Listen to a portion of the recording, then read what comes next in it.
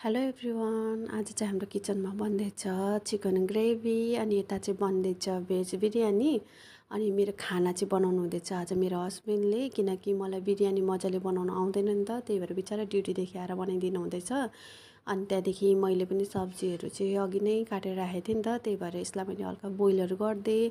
अनि त्यहाँदेखि प्याजहरूलाई पनि भुनिदिएँ। अनि त्यहाँदेखि चाहिँ जति खानाहरू बनाउनु थियो सबै आज चाहिँ सबैले बनाउनु भयो। अनि हाम्रो खाना पनि रेडी भइसक्यो। अनि खानामा चाहिँ के छ हेरौँ ल।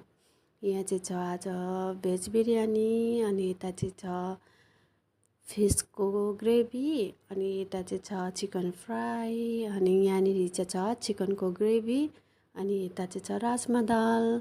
अनि हाम्रो खाना पनि रेडी भइसक्यो। Okay, good night everyone, sweet dream.